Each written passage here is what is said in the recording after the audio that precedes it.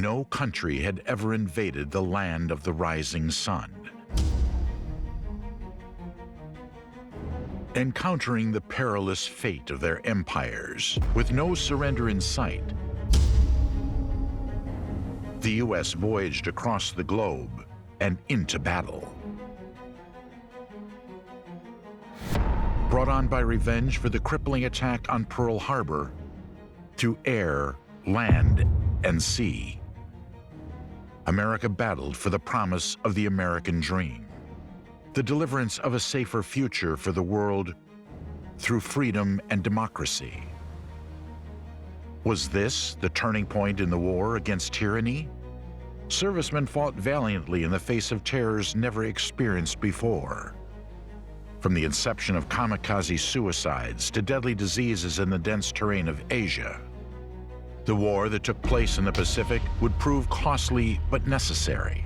Those involved in the Pacific conquest would bear witness to the most destructive attacks throughout history, until the devastating damage brought on by the twin specters of nuclear bombardment, the founding use of the atom bomb.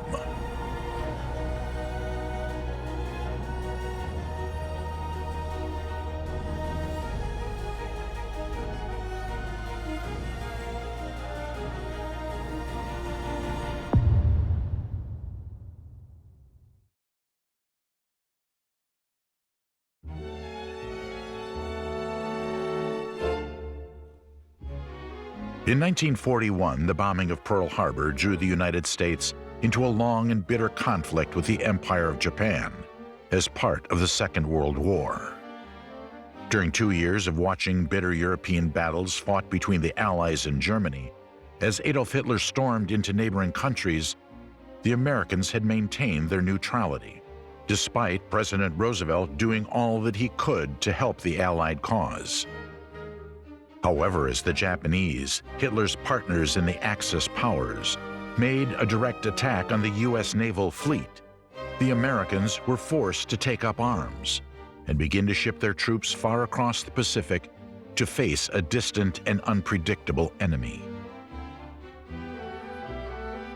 The war with Japan would take 4 long years to conclude, but the cultural gulf between America and the land of the rising sun would make this a particularly vicious conflict. As the desperate empire resorted to increasingly extreme measures, the United States faced some of the most brutal battles in the history of warfare, and it soon became apparent that, for Japan, surrender was never going to be an option. The only honorable outcome of the war was to triumph or to die in the pursuit of victory.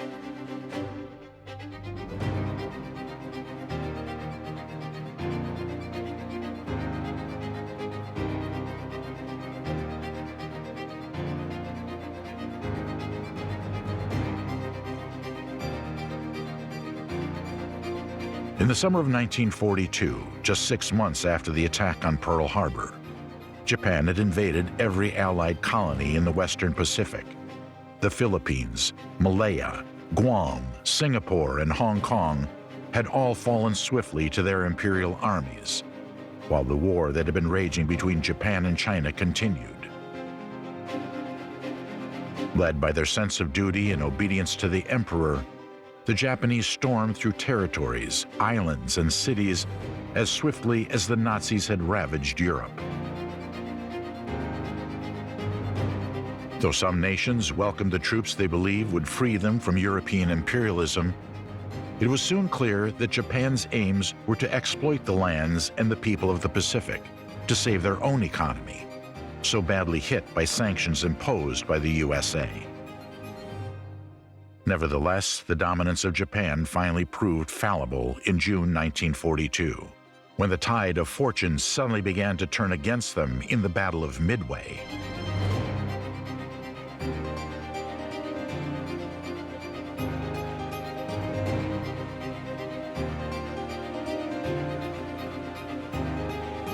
The Japanese Admiral Yamamoto had sent a giant fleet to the Coral Island to complete the destruction of U.S. naval forces that had been started at Pearl Harbor. But Allied intelligence had warned that the attack was imminent on this occasion, and the Americans were ready and waiting. The disastrous conflict now put Japan on the defensive, and the USA could at least feel confident that the war they'd entered so reluctantly, far from home, was one that was now possible to win. There was still a prolonged and difficult war ahead, and American industries stepped up production to an unprecedented level. Planes, ships, tanks, artillery, and ammunition poured out of the factories to be dispatched directly into the Pacific theater of operations. Japan had undoubtedly awoken a sleeping giant, and as the oil fueling this delicately balanced economy began to run out, it was soon clear the Empire of the Rising Sun faced a war that would ultimately lead their country to the brink of destruction and unimaginable devastation. The inhospitable battlegrounds where the war in the Pacific was played out were dense jungles, volcanic mountains, and a vast ocean filled with thousands of coral islands. It was worlds apart from the conflict being fought on the European continent. The terrain was difficult to negotiate, and the sweltering heat, humidity, and persistent tropical rain made conditions extraordinarily uncomfortable for the struggling troops.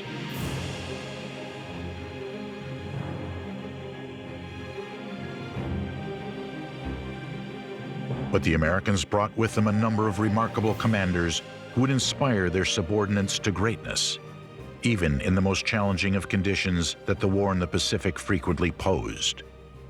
Perhaps the most famous of all was General Douglas MacArthur, who'd been based in the Philippines with his family for many years when the Japanese invaded in 1941. After being ordered to leave by President Roosevelt, MacArthur began gathering together Allied forces in Australia, ready to reclaim territory in the Southwest Pacific. The other leading American commander was Admiral Chester Nimitz, who would command naval operations from Pearl Harbor thousands of miles away in Hawaii. While the war in Europe had become a combined initiative, Roosevelt and Britain's Prime Minister Winston Churchill agreed that the United States should have more power over the military affairs in the Pacific, relying heavily on the strength of the U.S. Navy. Britain would, however, continue to influence the battles in Burma, which stood dangerously close to India, still very much a part of the British Empire.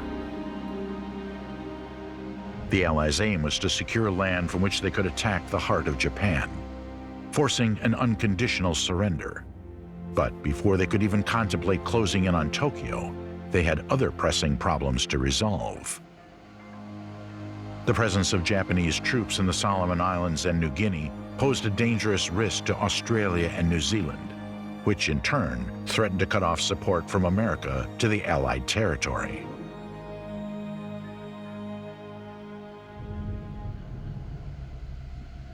The Japanese began to build airfields on the largest of the Solomon Islands, Guadalcanal, and the Allies planned their first offensive against Japan in August 1942. As the battle to seize an airfield in the remote tropical jungles of Guadalcanal raged, it developed into one of the bloodiest engagements in the history of American warfare. It was such a remote island, few people had heard of it, but its name would soon be indelibly carved into the memories of the men who fought there. U.S. soldiers courageously battled through the forests infested with malaria in soaring temperatures. And during the 6 months that the fighting for Guadalcanal went on, many of the lives lost were a result of disease. The relentless struggle saw the emergence of another remarkable character in the shape of the fiercely aggressive Admiral William Halsey, known to his men as Bull Halsey. The colorful commander had been at sea when the Japanese bombed Pearl Harbor and was renowned for his determination to exact revenge on behalf of the USA. While American troops continued to push toward Guadalcanal's airfield, Halsey commanded naval battles, which roared on the seas around the island. Ships and planes alike were destroyed, and Japan's losses steadily grew. while in Tokyo, the emperor prayed for peace. With defeat looming, he finally granted the imperial troops permission to withdraw, and by 1943, the Allies were able to claim victory. But as Halsey drove ever onward up the chain of Solomon Islands toward Bougainville, far from the sweltering jungles of the South Pacific, an often overlooked battle was being fought in the freezing snows of a group of Alaskan islands to the north. Japanese forces had invaded the Aleutian Islands in the summer of 1942, and thousands of Canadian-American troops had now been charged with the task of ousting them from the remote region. Scaling icy mountains and battling through frozen fog made their duties equally as daunting as those experienced by American service personnel fighting in the tropics to the south. After months of ferocious fighting, the Allies eventually drove the intruders from the islands. But victory had come at a very high price. By the end of the campaign, thousands of lives had been lost, and both the Allies and the Japanese had to count the cost.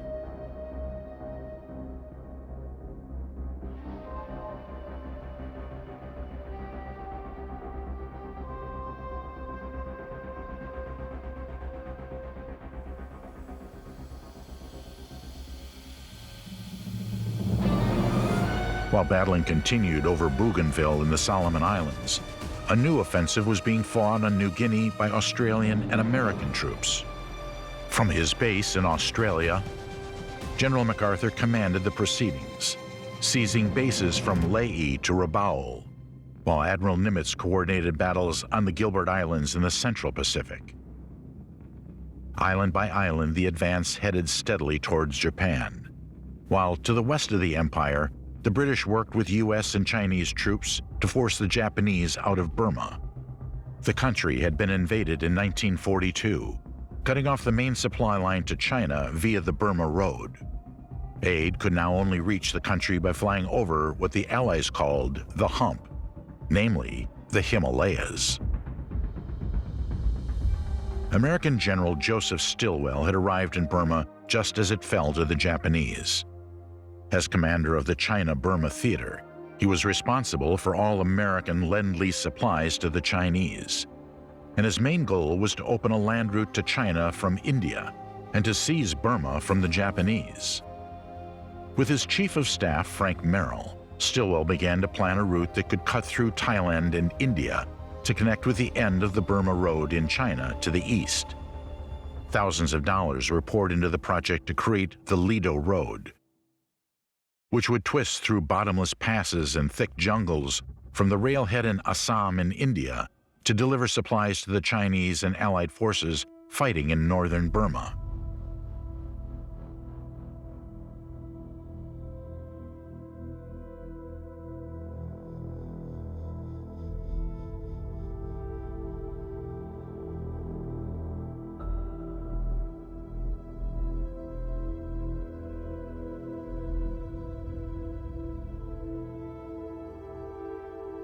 As the Chinese and the Americans collaborated on this remarkable construction, at the Quebec Conference in 1943, the Allied leaders, Winston Churchill and President Roosevelt, introduced a new commander to represent British interests in the Pacific, Lord Louis Mountbatten.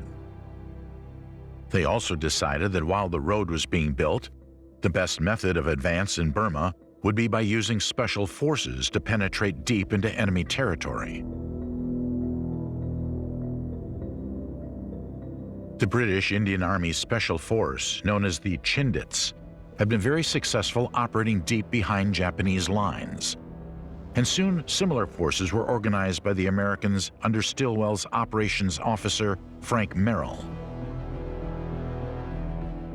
While engineers and mechanics took on the impossible task of rolling the road through the dense forests and swamps ahead of them, Merrill led his specially trained unit to pinpoint enemy strongholds and keep the Japanese at bay. Air support flew over the difficult terrain, dropping supplies to the 3,000-strong team, who soon would become known as Merrill's Marauders.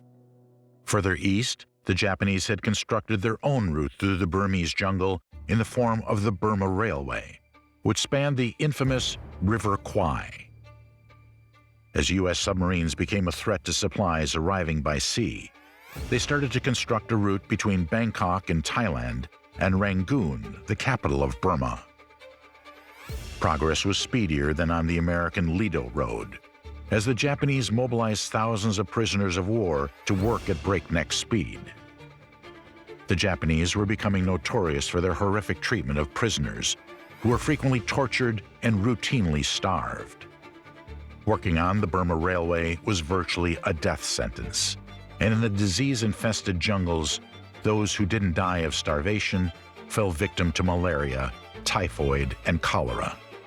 By the time the railway was completed in the autumn of 1943, over 100,000 Allied prisoners of war had died during its construction.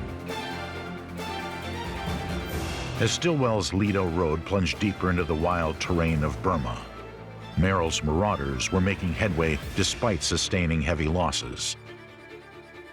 On May 17, 1944, the special unit seized the Myitkyina airstrip in Burma, despite strong resistance from the enemy. Stilwell arrived to congratulate his chief officer Merrill, but the battle was far from over. The next 2 months were spent grappling with the Japanese stronghold of Myitkyina town. When the campaign eventually ended, the victory would once again be claimed by the Allies, and within months, the Lido Road reached China, while Stilwell's now battle-hardened men pushed further south. To the east, MacArthur and Nimitz had now reached Japan's main line of defense, having captured the Solomon Islands, New Guinea, the Gilbert and Marshall Islands, and the Mariana Islands were the next Allied target. The archipelago, made up of volcanic mountains, emerged from the deepest, darkest depths of the world's oceans, extending from Guam at its southern tip to the islands of Saipan, Tinian, and Rosa to the north. This was just over 1,000 miles from Tokyo, and was the most vital point in Japan's defense. From here, the Americans could reach the capital and repeat the bombings that had been so psychologically damaging to the nation in the Doolittle raids of 1942. Before the amphibious attack on the Marianas took place, the U.S. Navy had another important mission to launch on the other side of the globe. It was June 1944, and the invasion of France was about to take place. On June the 6th, thousands of Allied soldiers stormed the beaches of Normandy to face Hitler's army of occupation head-on, before beating the Nazis back towards the borders of their homeland.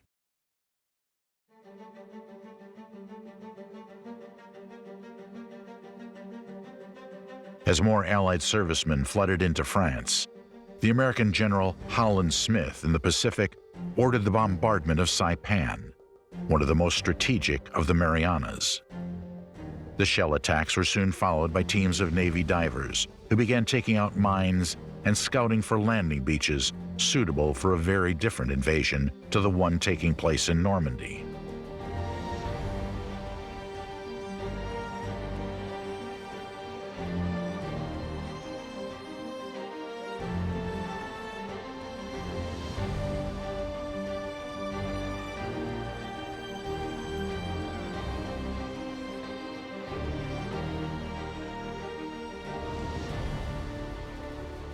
With preparations in place as U.S. forces approached to the shores of Saipan, in Tokyo, orders went out to the Japanese ships in the region, and every man was told that the fate of the empire rests on this one battle, and it would indeed prove to be one of the most significant events in the war for the Pacific.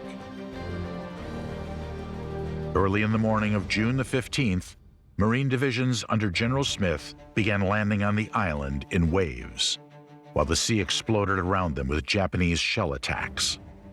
Within hours, there were thousands of men on the beaches, soon to be joined by Army forces. As the troops advanced under heavy gunfire from the Japanese, they quickly managed to secure the beach and began to march northwards over the treacherous island terrain.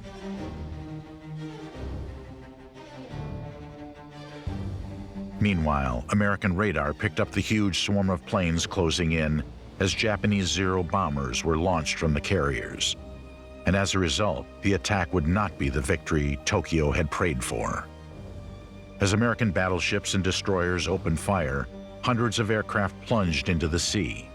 And with so many of the enemy shot down, the Americans called the battle the Great Marianas Turkey Shoot.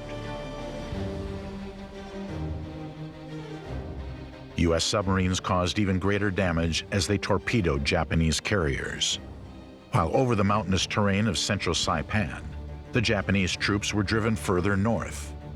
Hell's Pocket and Death Valley were just some of the names the Americans gave to the features of battle, vividly describing the brutal fight that continued.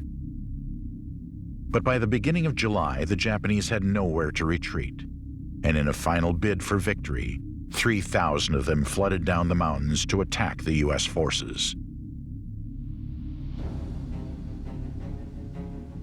What then followed would horrify the American soldiers even more, as the brainwashed civilians of Saipan began to commit mass suicide, as they'd been convinced that the Americans were barbarians.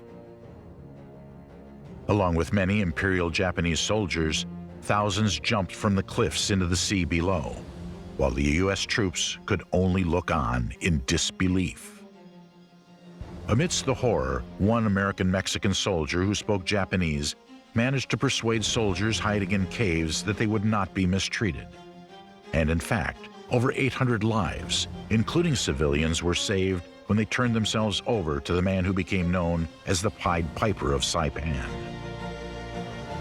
Although many prisoners were taken alive thanks to his efforts, it was rare for Japanese soldiers to surrender. In their culture, it was considered dishonorable and a fate worse than death. As the Allies claimed an overwhelming victory on Saipan, the mortified naval commanders of the Japanese Empire attempted to conceal the true outcome of the conflict.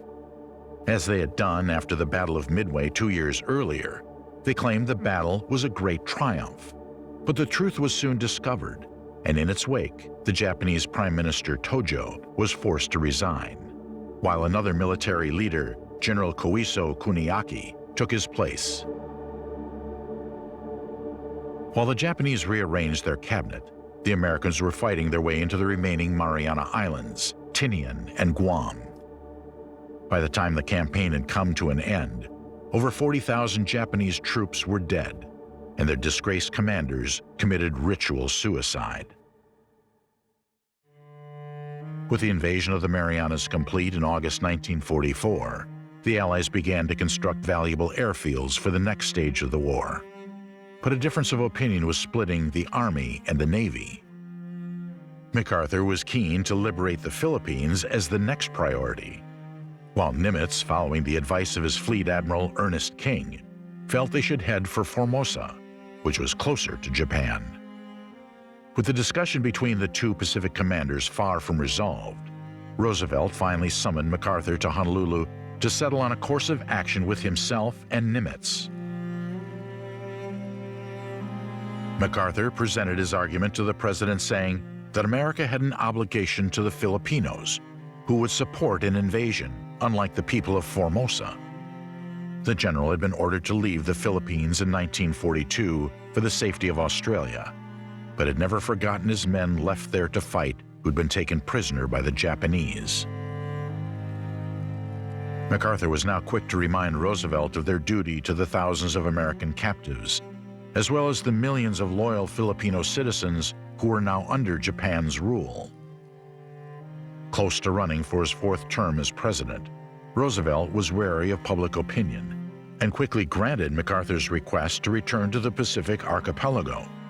Nimitz agreed and assisted.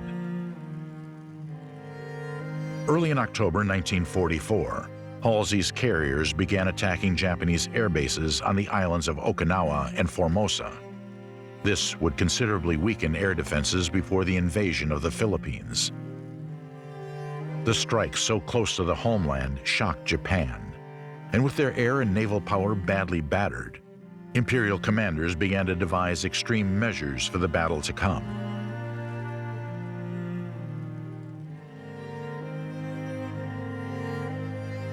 unaware of the new tactics being prepared by the Japanese. On October the 20th, 1944, General MacArthur strode through the sea to come ashore on the Philippine island of Leyte. Planes roared overhead and troops began battling on the beaches, while the new Philippine president, Sergio Osmana, marched alongside the commander. It was a historic moment, and as MacArthur rallied the people of the Philippines to strike out against the enemy, it gave hope to many fighting throughout the Pacific. The coast of Leyte was the springboard from which MacArthur hoped to take Luzon in the central Philippines, before beginning the final assault against Japan. Within days, a major sea battle was raging. But the Japanese had plotted to lure Halsey's battleships away from MacArthur's invading force. A decoy fleet made up of empty carriers drew Halsey northwards, leaving MacArthur's flanks dangerously exposed. Back at Pearl Harbor, Nimitz realized that Halsey had fallen into a trap and immediately signaled his admiral. It was a near disaster, and one that MacArthur squarely blamed on Washington for splitting commands between Nimitz and himself. It was fortunate that Japan's defenses were weakened and Allied forces had quickly seized the beaches of Leyte without Halsey's battleships. The failure of the decoy to ruin the attack now led to the Japanese to resort to some of the most shocking tactics ever seen in warfare. It was decided that special kamikaze attacks should be instigated to disable American carriers. On behalf of their countrymen, young Japanese pilots began to plunge to their deaths. Such destruction made it clear that Japan's situation was more desperate than ever, whether in Tokyo or out in the countryside. The people could no longer adequately feed or clothe themselves. There was a shortage of farm workers as more and more men and women joined the Japanese war machine, while the Allied blockade continued to hamper vital food supplies arriving from Korea and China. Despite the hardships for Japanese civilians, surrender was, as ever, the last thing on the minds of the Japanese military. As MacArthur's troops plunged deeper into Philippine territory and towards Luzon, the Japanese forces fought back furiously, and the Americans still had a huge fight on their hands. As the new year approached back in the USA, Roosevelt, now in his fourth term as president, wished American troops across the globe a Merry Christmas, remembering those fighting in the bitter cold of the front lines of Europe, as well as those battling with the heat in the jungles and swamps of Burma and the Pacific Islands. Far from home, the president's words might have offered comfort, but for the Americans, as the war in Europe seemed to be drawing to a close, the same could not be said of the war in the Pacific with the Japanese. By February 1945, the troops marching through the Philippines finally had reached the gates of Manila. The capital of the Philippines had once been known as the Pearl of the Orient. But as the Allies fought back, the Japanese troops inflicted unimaginable devastation on the city. As the fight turned in the Allies' favor, the Japanese retaliated by murdering thousands of civilians and destroying every building in their path. By the time the city was declared secure, 100,000 Filipinos were dead, and the capital was little more than a pile of rubble. It must have been devastating for MacArthur to see the city he knew so well in ruins. But as the smoke cleared, there was some consolation for the commander. Prisoners of war began to pour from the camps, thin and gaunt after nearly 4 years in captivity. And amongst them, MacArthur found many of his former soldiers. He told them, "I'm a little late, but we finally came." And it was no doubt an extremely moving moment for all concerned.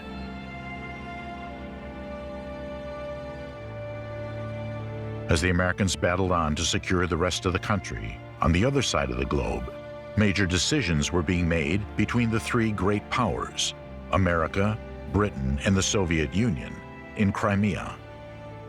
By now it was clear that despite Lend-Lease support from America, the Chinese were becoming even more concerned with battling the communists under Mao Zedong instead of defeating Japan. Consequently, the Americans and the British found themselves looking in an unlikely direction for reinforcements. Roosevelt and Churchill now turned to Stalin, who'd claimed overwhelming victories in the Russian battles against Hitler's armies. The American president tempted Stalin into the Pacific War, promising that the territory the Soviet Union had lost to Japan in 1905 would be returned to the Russians. With the struggle against Nazi Germany reaching an inevitable conclusion, Stalin made the secret pact that he would join the fight against Japan 3 months after he had concluded the war with Hitler. Now, as the war continued and airfields were built throughout the Pacific Islands, the Allies were soon ready to launch their next step in the quest for victory. Daylight raids had already begun on Japanese industrial targets, but as they proved unsuccessful, Washington called for more extreme tactics, and General Curtis LeMay would introduce a horrifying new chapter in the war against Japan, as he proposed a new strategy. However, before LeMay's plan could be launched, there was a major problem that needed to be resolved. The tiny island of Iwo Jima, to the south of the Japanese mainland, was a major headache for the American bombers. Japanese Zero planes were based there, and were a deadly threat to the American air bases on Saipan. So Admiral Nimitz mobilized troops to attack the craggy isle. For the soldiers, by now battle-weary and shattered by the Pacific struggle, it was essential that they found the strength to continue. Many had been at war for a long time, and were suffering from combat fatigue, and were desperate to return home. But what they now faced on Iwo Jima would be one of the most terrible battles of the Pacific War. General Holland Smith, who led the attack, had seen intelligence reports and was well aware of the strategic difficulties. U.S. Air Force planes had already started to bombard Iwo Jima to break down Japanese defenses. But their soldiers were hidden in caves around the tiny island, and the bombing attacks barely even grazed their defenses. The general requested 10 days of naval bombardment before his Marines charged the beaches, but his request was rejected. Instead, they would have to make do with 3. On February the 19th, thousands of Marines began to land on the beaches while the Japanese waited until waves of troops had assembled before attacking. Suddenly, the air was filled with the thunder of the heaviest gunfire many had ever seen. Unable to dig foxholes in the volcanic sand, the Marines had no option but to move towards the barrage of bullets, and by sundown, there were more than 2,000 Allied casualties. Slowly, the American forces moved towards the base of Mount Suribachi and fought in what one reporter described as a nightmare from hell. The island would have to be wrenched from the Japanese, trench by trench, in a terrible and bloody battle. When the tanks rolled in on the second day of the invasion, the advance moved closer to the target, and by February the 23rd, the summit was within reach. That morning, a patrol of 40 men were ordered to the top of Mount Suribachi, where, if they succeeded, they would plant the American flag. As the iconic image that gave hope to the people of the USA attests, the daring mission was accomplished and has gone down in history as one of the most defining moments of World War II. Even so, the battle for Iwo Jima didn't end that day. It will be another month before victory was assured, and although triumphant, American casualties had far exceeded those of the Japanese. With Iwo Jima secure, the Allies were now close to the homeland of Japan, and LeMay had the opportunity to test his newly devised strategy, firebombing the Empire's cities. On the night of March the 9th, over 300 B-29s attacked Tokyo for nearly 3 hours. Fires burnt out of control, creating a firestorm that boiled the waters of the canals and cisterns. It was the most destructive non-nuclear attack in human history. 100,000 people perished, and 1 million were made homeless. But this was only the beginning. The Great Tokyo Raid marked the start of a 5-month period during which Japan would suffer unbelievable devastation. Moving from one city to another, B-29s rose menacingly from the runways the Americans had built at Guam, Tinian, and Saipan, leaving a trail of destruction in their wake. In Tokyo, beautiful architecture lay in ruins, and even part of the Imperial Palace was hit. Millions fled for the hills, and for the first time, Japanese civilians began to turn against the military. It even became dangerous to wear a military uniform in some parts of the country. But through the terror shone one ray of hope, as the bombings convinced the Japanese government that they needed to work towards peace. While the firebomb strategy of LeMay continued as March gave way to April, Nimitz set his sights on the next stepping stone towards a total victory over Japan. Okinawa was a heavily fortified island, once the kingdom of the Ryukyu before the Japanese had abolished its monarchy and annexed its land. It stood just 500 miles from Japan. In an operation called Iceberg, an attack began on April 1, 1945. Ships, including those of the British Pacific Fleet, delivered Marine and Army divisions to the island shores, and for the first time, Chester Nimitz Marines and Douglas MacArthur's soldiers fought side by side under the command of Lieutenant General Buckner. As the troops came ashore in their landing crafts, they were met with little opposition, but before long they discovered they were far from home and dry.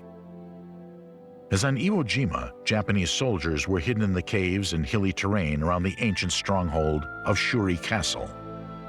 But while American soldiers struggled to root out the enemy from their hideouts, back aboard ships, another surprise was in store for the Allied troops as the Japanese set in motion their last great attack, Operation Chrysanthemum.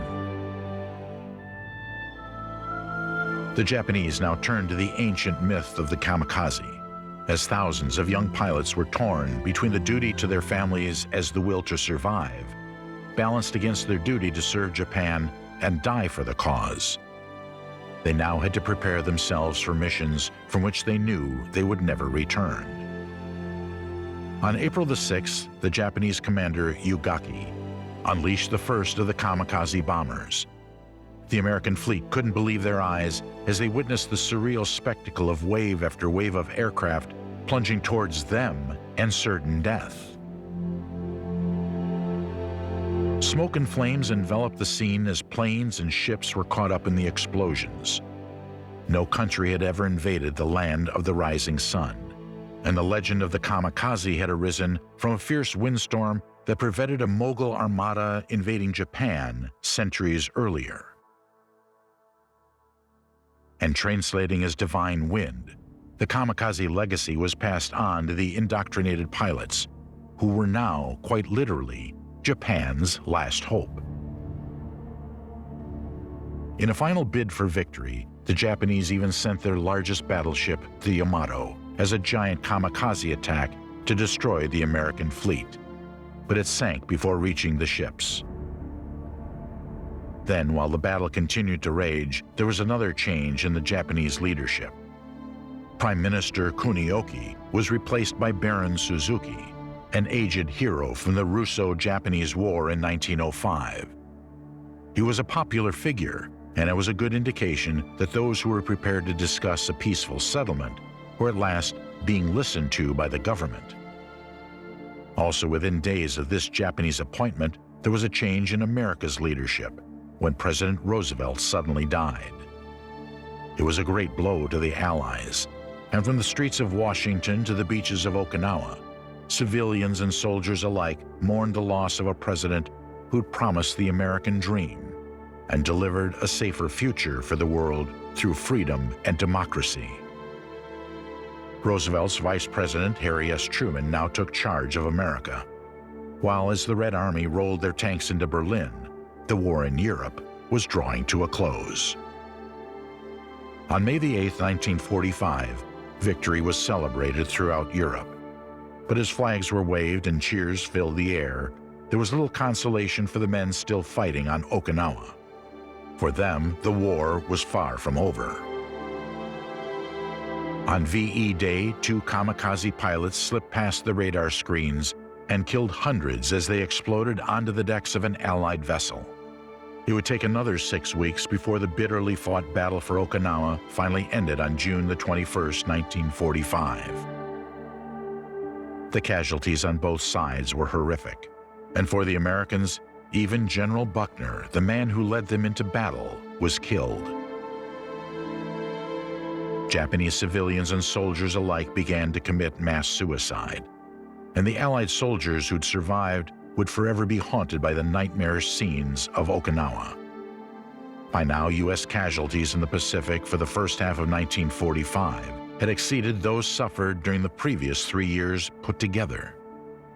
As the victory flags were raised in the Philippines and in Okinawa, these dreadful last battles now forced the Allied leaders to rethink their plans for invading Japan's homeland, which would inevitably lead to even greater casualties.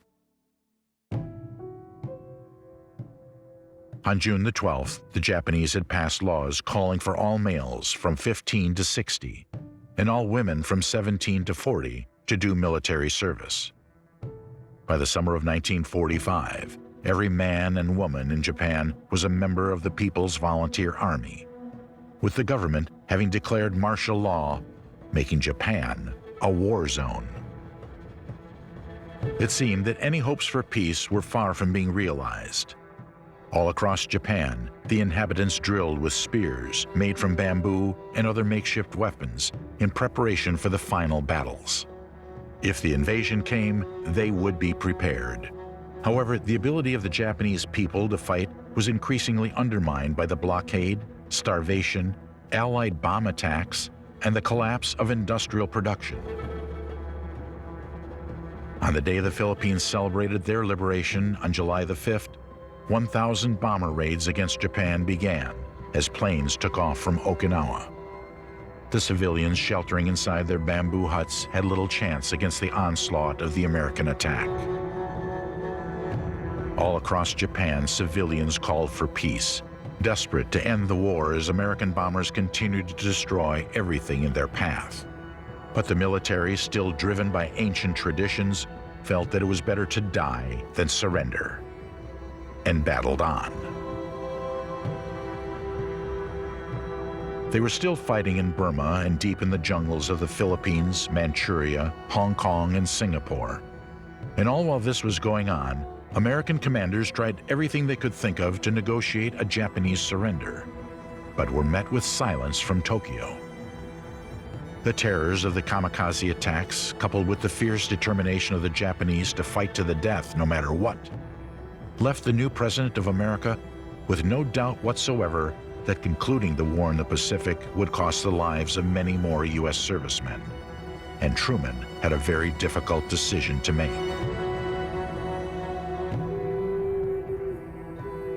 Far away in New Mexico, an explosion shattered the silence. It was July the 16th, 1945, and based on Einstein's formula, Allied scientists finally realized their goal: to create the deadliest and most powerful weapon on Earth, the atom bomb. That very same day, Stalin, Truman, and Churchill met to discuss the future of Germany and Japan at the Potsdam Conference.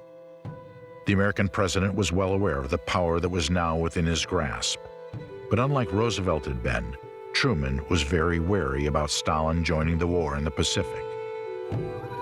The Soviets dominated the end of the war in Europe in the Battle of Berlin, and in the aftermath, the communist threat of a Cold War had already put the British and the Americans on their guard.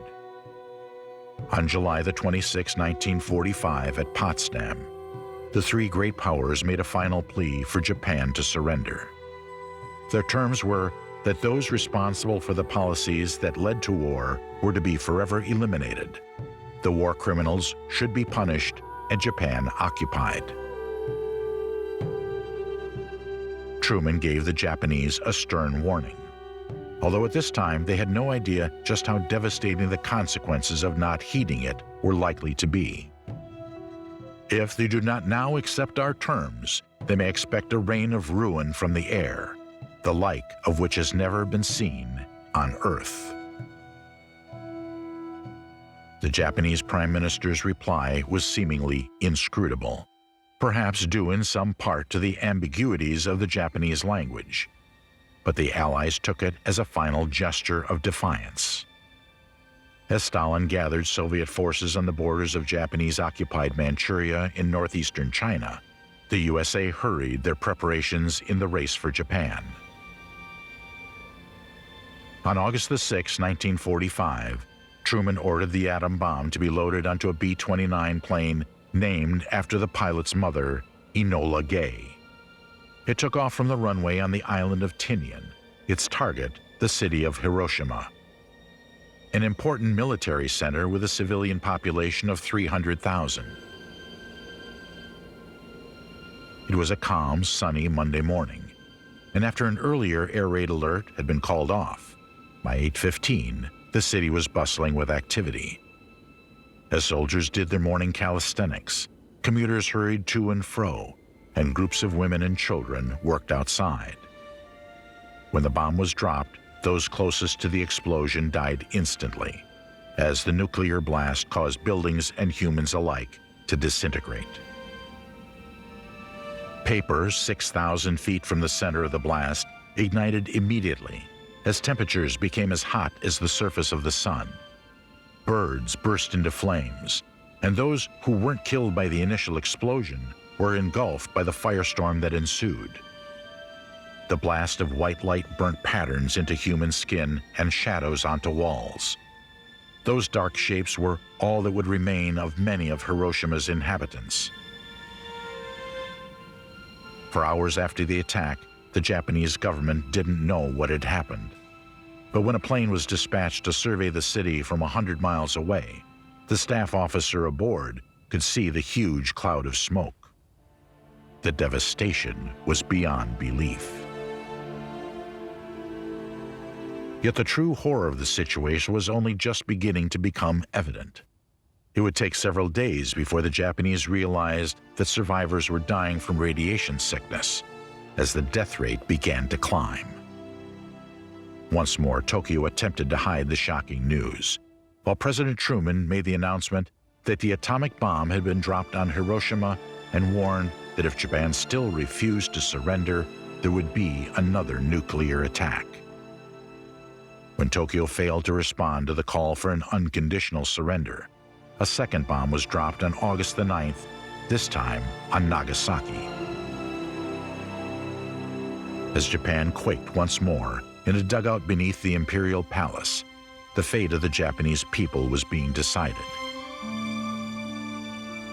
The Emperor of Japan, Hirohito, faced with further nuclear attacks, was forced to put aside the ancient traditions of his people, announcing that the endurable must be endured.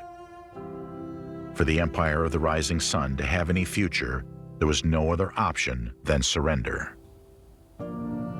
So reluctantly, on August the 14th, Japan accepted the Potsdam Declaration.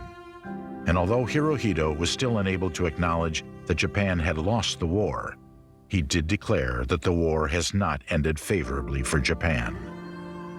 Despite there being disastrous final attempts by the Japanese military to seize control and fight on, in a matter of weeks, the struggle was over. On September 2, 1945, a Japanese delegation boarded the battleship Missouri in Tokyo Bay to formally surrender to the Allies. The moment was broadcast across the globe, and when all the nations that had taken part in the Pacific battles had signed the document, MacArthur drew the war to a poignant close, saying, "Let us pray that peace be now restored to the world." 6 days later, he drove his troops into Japan to occupy the nation he had battled against for nearly 4 years. Japan would now learn to live alongside the Americans, and their nation would evolve to survive in this new world where foreigners infiltrated every walk of Japanese life. The British, French, and American flags were raised across the Pacific once more, and mankind could finally celebrate the end of the Second World War. 50 million people had died in the long and terrible conflict.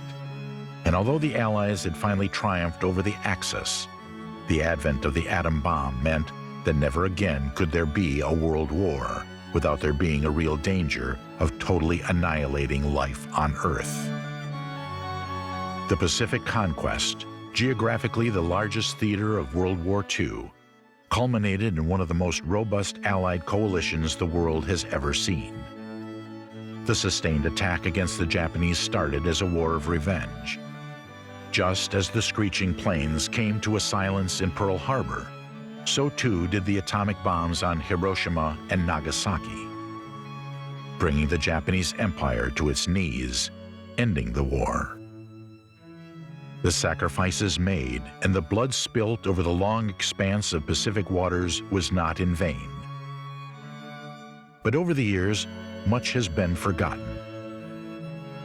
Hopefully, enough has been remembered to prevent history from repeating itself.